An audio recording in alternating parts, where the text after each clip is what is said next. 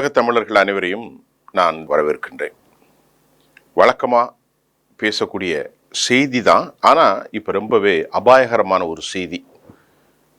Hamas, Hezbollah, Israel, இந்த வார்முனை களமுனை போர் தற்போது ஹிஸ்புல்லாவாகவும் லெபனானில் இருந்து மையம் கொண்டு இஸ்ரேலை தாக்குது. அதை போன்று இஸ்ரேலிலிருந்து லெபனானை தாண்டுகிறது. அதே நேரத்தில் ஹமாஸ் இங்கே போரிடுகிறார்கள் என்றால் அந்த போர் குறைந்திருக்கிறது, ஆனால் தொடரத்தான் செய்கின்றது. இப்பொழுது உண்மையில் நிலை எப்படி இருக்கிறது என்றால், என்ன நடக்கும் என்பதை யாரும் சொல்ல முடியாத ஒரு களச்சூழல், போர் முனை அமைந்திருக்கிறது. அதுதான் ரொம்ப முக்கியம். கிட்டத்தட்ட அந்த பேஜர் அட்டாக்ல 4000 பேர் வரைக்கும் 5000 பேர் வரைக்கும் ஒட்டுமொத்த பாதிப்பு. அதில் இறந்து போனவர்கள் சற்றேறக்குறைய ஒரு 39 பேர். அதில் கடும் பாதிப்புக்குள்ளவர்கள் எல்லோருமே ரிலீஸ் ஆயிட்டாங்க. ஒரு 700 பேர் மட்டும் ஹாஸ்பிட்டலைஸ்டா இருக்காங்க அப்படிங்கிற தகவல் தான் வந்திருக்கு. பலர் ரிதுவான் அந்த கடும் போக்கு இராணுவ பிரிவு ஹமாஸில் ஹிஸ்புல்லால அவங்க மீண்டும் சேர்ந்துட்டாங்க தகவல். நேற்று முன்தினம், இன்றைக்கு செவ்வாய்க்கிழமை, ஞாயிற்றுக்கிழமை, நேற்று திங்கட்கிழமை 2 நாட்கள் நடந்த கடும் தாக்குதலில் 200 பேர் படுகொலை செய்யப்பட்டிருக்கிறார்கள். இஸ்ரேல்ல, லெபனான்ல எத்தனை பேர் படுகொலை செய்யப்பட்டிருக்கிறார்கள்? 200 பேர். அவற்றில் அதிகமாக குழந்தைகளும் அதிகமாக பெண்களும் படுகொலை செய்யப்பட்டிருக்கிறார்கள் என்ற தகவல் வந்திருக்கிறது. களமுனையிலிருந்து வந்த தகவலின் அடிப்படையில் 800க்கும் மேற்பட்ட ஹிஸ்புல்லாவுடைய தளங்களை குறிவைத்து நாங்கள் தாக்கியிருக்கிறோம். குறிப்பாக தாழ்ந்து போன மரங்கள், அடர்த்தியான மரங்களுக்கு கீழ் நாங்கள் தாக்கியிருக்கிறோம் என்று அவர்கள் சொல்லியிருக்கிறார்கள். இதுதான் மிக முக்கியமான விவகாரம். இதற்கு பதிலடி கொடுப்பதற்காக அவர்கள் தாக்கி அரை மணி நேரத்தில் ஹிஸ்புல்லா கடும் தாக்குதலை தொடங்கியிருக்கிறார்கள். இப்போ 800, 400ன்னு ஆதாரங்கள் இல்லாத தாக்குதல்களை நடத்தியதாகவும் பலர் படுகொலை செய்யப்பட்டதாகவும் சொல்கிறார்கள். உண்மையிலே 180 பேர் படுகொலை செய்யப்பட்டதாக லெபனான் சுகாதாரத்துறை அறிவிப்பு செய்திருக்கிறார். இது உறுதியானது, இதில் எந்த தவறும் இல்லை. ஆனால் இஸ்ரேல் ஹிஸ்புல்லாவுடைய தளத்தை நாங்கள் முடக்கிவிட்டோம், 700, 800 அடித்து நாசம் செய்திருக்கிறோம் என்ற தகவலில் உண்மை இருக்கிறதா என்று நீங்களே புரிந்து கொள்ளுங்கள். ஏனென்றால் அரை மணி நேரத்தில் மறுதாக்குதலை அவர்கள் மேற்கொண்டார்கள்.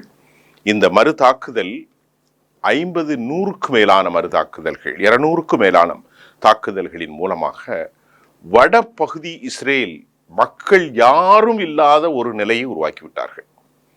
கிட்டத்தட்ட பல லட்சக்கணக்கான மக்கள், இதுகாரம் கிடைத்த தகவல்களில் 7 லட்சத்திற்கும் மேற்பட்டான மக்கள் இடம்பெயர்ந்திருக்கிறார்கள் என்கின்ற தகவல் தான் உண்மை. ஒட்டுமொத்த பாப்புலேஷன் 93 லட்சம் என்பது, வடபுலத்திலிருந்து 7 லட்சம் பேர் போவது என்பது இயற்கையானது. எந்த இடத்துலலாம் ஹிஸ்புல்லா தாக்கியிருக்கிறார்கள் என்றால், கிரியத் பெலாக், கிரியத் மொட்டாசகினி, கிரியத் யாம், இந்த பகுதியில் தாக்கியிருக்கிறாங்க. குறிப்பா ரொம்ப எக்ஸ்பென்சிவா சொல்லக்கூடிய இராணுவ தாக்குதல் நடத்தக்கூடிய விமான தளங்கள் அழித்து நாசம் செய்யப்பட்டிருக்கிறது. ரொம்ப எக்ஸ்பென்சிவான பிளேஸுங்கிறாங்க. அதை மிக மிக மிக மிக முக்கியமான, ரொம்ப வேல்யூபிளான இராணுவ தளத்தை, விமான தளங்களை முழுமையாக அடித்து நொறுக்கியிருக்கிறார்கள் ஹிஸ்புல்லாக்கள். அதுல ரொம்ப முக்கியம், நாம் சொன்ன இந்த விவகாரத்தில் பார்க்கப்பட்ட நாள் என்ன அப்படின்னு பார்த்தா, அயன்டோம் கட்டமைப்பு இடையில இன்டர்செப்டர் பண்ணிச்சுங்கிற தகவலை நீங்க எங்கேயுமே கேட்க முடியாது. ஏன்னா முழுமையாக வலுவிழந்து விட்டது.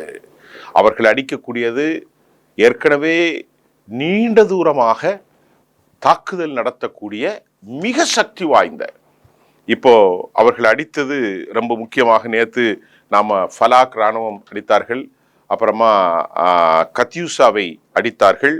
ஆனால் நேற்று அடித்தது நேற்று அடித்தது ஃபாதி 1, ஃபாதி 2, அதைத்தான் அடிச்சிருக்கிறாங்க.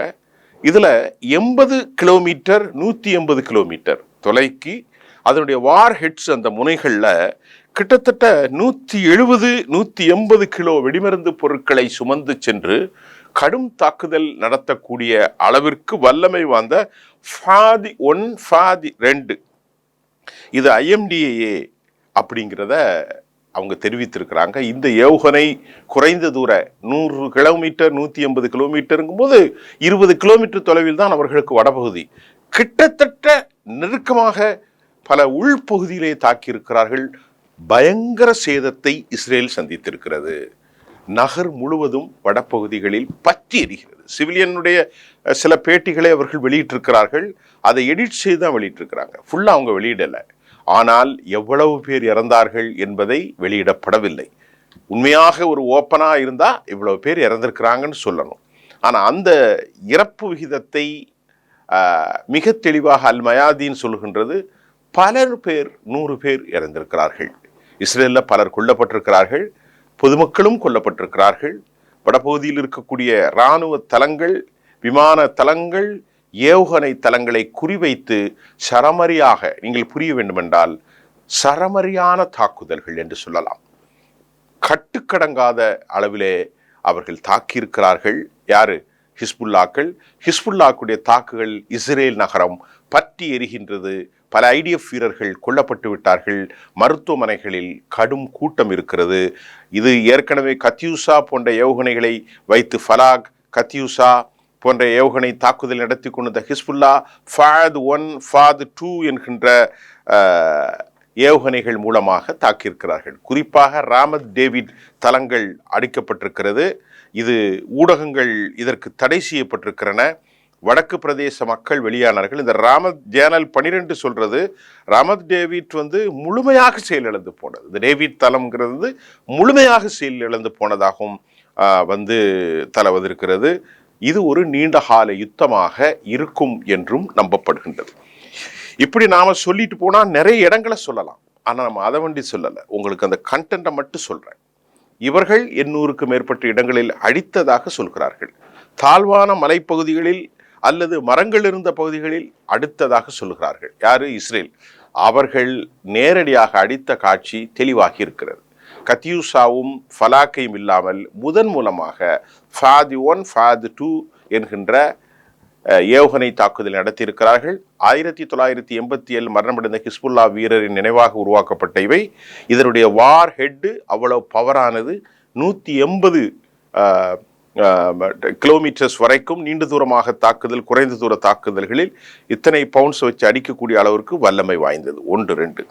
இரண்டாவது, இதற்கிடையே ஷேக் நயீம் காசிம், ஹிஸ்புல்லாவினுடைய ஹசன் நஸ்ருல்லாவுடைய அடுத்த பொசிஷனில் இருக்கக்கூடியவர், அவருடைய பேட்டியில் என்ன சொல்லியிருக்காருன்னா, நீங்கள் எந்த காலமும் வடபகுதிக்கு திரும்ப மாட்டீர்கள். இஸ்ரவேலர்களே, நீங்கள் எந்த காலத்திலும் வடபகுதிகளில் திரும்ப மாட்டீர்கள். அங்கு குடியேறுவது சாத்தியமில்லை. அதே சமயம் நாங்கள் இந்த போரின் புதிய கட்டத்திற்கு திரும்பியுள்ளோம். அமெரிக்காவை பார்த்து கூறுகின்ற போது அமெரிக்கா கோலைகள், அனைத்து தாக்குதலுக்கும் பின்னணியாக அமெரிக்கா இருக்கிறது என்ற தகவலை ஷேக் நயீம் காசி அவர்கள் கூறியிருக்கிறார். நாங்கள் ஒரு தியாக தலைமையை கொண்டு போராடுகிறோம். இந்த தியாக தலைமையில் இப்ராஹிம் வில்கி போன்றவர்கள் படுகொலை செய்யப்பட்டாலும் இன்னும் பல ஆயிரம் தளபதிகள் எங்களிடத்திலே தோண்டிக்கொண்டே இருப்பார்கள் என்கின்ற மிக முக்கியமான விஷயத்தை ஹிஸ்புல்லாவினுடைய மூத்த தலைவர், வல்லமை வாய்ந்த தலைவர், ஹசன் நஸ்ருல்லாவுக்கு இணையான தலைவர் ஷேக் நயீம் காசிம் அவர்கள் நேற்று குறிப்பிட்டிருக்கிறார். இந்த நிலையிலே அவர் தனது பேட்டியினூடே 3 குற்றங்கள் பதிவு செய்யப்பட்டதாக சொல்லியிருக்கிறார்கள். நீங்கள் செய்த பெரும் பேரினவாத குற்றம், 5000 பேரை படுகொலை செய்ய திட்டமிட்டீர்கள். அமெரிக்கா நடிப்பு நாடகத்தை மேற்கப்படுகிறது. தெற்கு மக்களை லெபனானிலிருந்து, தெற்கு பகுதியிலிருந்து எங்களை வெளியேற்ற நடக்கும் முயற்சி தெரிந்து கொள்ளுங்கள். நீங்கள் மக்களை எந்த தூரத்திலும் தெற்கு லெபனான் பகுதியிலிருந்து மலைகள் வேண்டால் அந்த பக்கம் செல்லும். நல்ல கவனிங்க. யார் சொல்றா? ஷேக் நயீம் காசிம் சொல்கிறார், தெற்கு லெபனானில் இருக்கிறதே மலைகள், அந்த மலைகள் வேண்டால் ஒரு கால் அங்கிருந்து இடம்பெயர்ந்து வேறு பகுதிக்கு செல்லலாம். ஹிஸ்புல்லாக்கள் செல்ல மாட்டார்கள். உங்களை நாங்கள் துவம்சம் செய்யாமல் விடமாட்டோம் என்கின்ற கடும் சொல்லாடலை அவர் அளித்திருக்கிறார். உங்களுக்கான கணக்கை நாங்கள் தீர்ப்போம். அந்த கணக்கை எப்போது தீர்க்க போகிறோம், எப்படி தீர்க்க போகிறோம் என்பதெல்லாம் நாங்கள் வெளியே சொல்ல முடியாது என்ற கடும் தகவலை அவர்கள் அறிவித்திருக்கிறார். இதற்கிடையிலே 2 தகுதிகள் கடைசியாக நான் சொல்ல போகின்றேன். ஈரானுடைய IRGC பல ஆபத்தான விஷயங்களை கண்டுபிடித்திருக்கிறார்கள். அதன் விளைவாக ஈரானினுடைய உளவு அமைப்புகளாக கள்ளமாக செயல்படுகிற இஸ்ரேல் ஆதரவு குழுக்களை மிகப்பெரிய அளவிலே கண்டுபிடித்திருப்பதாக தகவல்கள் IRGCயினுடைய உளவு அமைப்பிலிருந்து வந்திருக்கிறது. பலர் தூக்கிலிடப்பட்டார்கள், இன்னும் பலர் தூக்கிலிடப்படுவதற்காக காத்திருக்கிறார்கள் என்ற தகவலும் ஈரானிலிருந்து வருகிறது. இஸ்மாயில் ஹனியே படுகொலை செய்யப்பட்ட சம்பவத்தில், கசீம் சுலைமானி படுகொலை செய்யப்பட்ட சம்பவத்தில், அணு ஆயுத விஞ்ஞானி படுகொலை செய்யப்பட்ட சம்பவத்தில், ஃபாதல் சுக்கூர் படுகொலை செய்யப்பட்ட சம்பவத்தில் எல்லாவற்றிலும் மொசாத் ஊடுருவி இருக்கிறது. ஆகவே பலரை கண்டுபிடித்து பார்த்தால் ஈரானில் உள்நாட்டு குழப்பத்தை ஏற்படுத்துவதற்கும் இராணுவ பிளவுகளை ஏற்படுத்துவதற்கும் இங்குள்ள நிகழ்வுகளை சமீட்சைகளை இஸ்ரேலுக்கு கொடுப்பதற்காகவும் திட்டமிட்டு இருக்கிற பல குழுக்களை கைது செய்திருக்கிறார்கள். பலர் தூக்கிலிடப்பட்டார்கள், இன்னும் பலர் தூக்கிலிடப்படுவதற்காக IRGC இஸ்லாமிக் ரெவல்யூஷனரி அந்த காட் ஃபோர்ஸ் அறிவித்திருப்பது தகவலையும் நாங்கள் இங்கே சொல்கின்றோம். சந்தேகப்படும் நபர்களை டெரர் வளையத்திற்குள் கொண்டு வந்திருக்கிறார்கள். அதாவது அவர்கள் எப்படி கண்காணிக்கிறார்கள் என்றால், ஈரானிலிருந்து பயணித்தவர்கள், அவர்களுடைய பேங்க் அக்கௌண்ட்ஸ் எல்லாவற்றையுமே அவர்கள் கணித்திருக்கிறார்கள் என்ற தகவலும் IRGC வெளியிட்டிருக்கிறது. இறுதியாக ஒரு தகவல், அதாவது பென் எலியாஹ், இவர் யார் என்றால் மேஜர் ஜெனரலாக இருக்கிறார். பென் எலியாஹ் அவர் தனது பேட்டியில் இஸ்ரேலை சொல்கிறார், இஸ்ரேல் முழுமையாக நாங்கள் இப்பொழுது சிக்கிக் கொண்டிருக்கிறோம். ஏனென்றால் காசாவிலுடைய போர் முனையிலே நாங்கள் சிக்கியிருக்கிறோம். அங்கிருந்து ஒரு படைகள் லெபனானுக்கும் வந்திருக்கிறது. ஆகவே நாங்கள் போரை கையாள தன்மையில் சில சிக்கலில் இருக்கிறோம். லெபனான் மீது முழுநீள போரை எங்களால் நடத்த முடியவில்லை என்கின்றார் இஸ்ரேல் இராணுவத்தினுடைய மேஜர் ஜெனரல் பென் எலியாஹ். அதனால் உண்மை எப்படியாவது வெளியே வந்துவிடத்தான் செய்யும். நாங்கள் தொடர்ந்து லெபனானின் மீது போரை நடத்த முடியவில்லை, காசாவிலும் எங்களுடைய படைகள் இருக்கின்றது, இராணுவம் அழுத்தம் அதிகம் எங்களுடைய இராணுவ அழுத்தத்திற்குட்பட்டு பல கோல்களை நாங்கள் அடைய முடியவில்லை, முழுமையாக சோர்வடைந்த நிலையில் இருக்கிறோம் என்று சேனல் 4இல் அவர் தெரிவித்திருக்கிற தகவலும் வெளியாகி இருக்கிறது. இறுதியாக ஒன்றை மட்டும் சொல்ல போகிறேன். இந்த போர் தற்போது முடிவடையாத நிலையில் நீள போராக மாறப்போகின்றது. இந்த போரில் இஸ்லாமிக் ரெசிஸ்டன்ட், யஹூதி அதாவது ஹூதிக்கள், ஹிஸ்புல்லாக்கள், ஹமாஸ் படைகள், இன்னும் ஈராக்கிலிருந்தும் நீண்ட தூர ஏவுகணைகள் வீசப்பட்டிருக்கிறது. இஸ்லாமிக் ரெசிஸ்டன்ஸ்லேருந்து ஈராக்கிலிருந்து தொடர்ந்து வீழ்த்துறாங்க. இப்பொழுது லெபனானுடைய படைகள் வரப்போகிறது. இப்பொழுது ஒரு தவறு ஒன்று நடக்கிறது. என்னவென்றால், அமெரிக்காவினுடைய ஷிப் மூலமாக அப்ரஹாம் லிங்கன் கப்பல் வந்திருக்கிறது. அதிலிருந்து தரைத்தாக்குதல் நடத்துவதற்கு கவச வாகனங்கள் வந்திருக்கிறது. மெக்கோவா வெர்ஷன் அனைத்தும் நொறுக்கப்பட்டு விட்டதாகவும் தகவல் வருகிறது. நேற்று வரை மேற்கு காசாவில் ரஃபாவின் புகட்டிய அந்த பகுதிகளிலே கிட்டத்தட்ட 17 பேர், ஆக மொத்தத்தில் 35 பேர் படுகொலை செய்யப்பட்டிருக்கிறார்கள். மெக்கோவா வெர்ஷன் தோல்வியடைந்த காரணத்தினால் அமெரிக்காவிலிருந்து தாக்குதலுக்காக பல கவச வாகனங்கள் தற்போது இறங்கியிருக்கிறது. அமெரிக்காவினுடைய மிக சக்தி வாய்ந்த ஏவுகணைகளை வீங்கக்கூடிய அணு ஆயுதத்தை சுமந்தவைகள் மறைமுகமாக வந்திருப்பதாக தகவல் வந்திருக்கு. ஆனால் அமெரிக்காவினுடைய ஸ்போக்ஸ் பர்சன் நாங்கள் இதை எங்கே வைத்திருக்கிறோம் என்று அவர் சொல்லவில்லை. ஆனால் அது வந்திருக்கிறது என்பதை உறுதிப்படுத்துகிறார். இஸ்ரேலை அவர்கள் காப்பதற்காக, பின்புலமாக இருப்பதற்காக. இங்கே ஆபத்து என்றால், அவ்வளவு ஈஸியான ஒரு அமைப்பு, இராணுவ பலம் கொண்ட ஹிஸ்புல்லாவை அவர்கள் சீண்டி இருப்பது பெரும் தாக்குதல், நாசகார விளைவுகளை ஏற்படுத்தும். எங்களுக்கு என்ன பயம் இருக்கின்றால், ஒரு கால் இவர்களின் தாக்கத்தில் அணு ஆயுதங்கள் கூட பயன்படுத்தப்படக்கூடிய வாய்ப்பு இருக்கிறது. மசூத் பெசஸ்கியான் நேற்று முதலாக வாய் திறந்திருக்கிறார். ஆக இப்பொழுது உள்ள சூழல் இஸ்ரேல் மிகப்பெரிய மனித அழிவை கொடுத்து கொண்டிருக்கிறது. அதன் மூலமாக நூற்றுக்கணக்கான பேர் லெபனானில் படுகொலை செய்யப்பட்டு விட்டார்கள். எதிர்த்தாக்குதலில் 800 முகாம்களில் 800 முனைகளில் தாக்குதல் நடத்திய அரை மணி நேரத்தில் ஹிஸ்புல்லாக்கள் மீண்டும் தொடர்ந்து வடபகுதியில் மக்களே வர முடியாத அளவிற்கு போரிட்டு கொண்டிருக்கிறார்கள். எங்களுடைய கடைசி கோல் வடபகுதிகளில் யூத மக்களை குடியமர்த்துவதுதான் என்று இஸ்ரேல் சொல்கின்றது. ஒரு காலமும் அது நகராது, ஒரு காலம் அது நடைபெறாது என்கின்றார் நயீம் காசிம். இப்படிப்பட்ட களச்சூழல் இது சர்வதேச போராக மாறுமா என்று களமுனையில் பல வரக்கூடிய செய்திகளிலிருந்து நான் உங்களை மீண்டும் தொடர்பு கொள்கிறேன். மீண்டும் நாளை அல்லது நாளை மறுநாள் உங்களுக்கு பல புதிய தரவுகளோடு சந்திக்கின்றேன். நன்றி.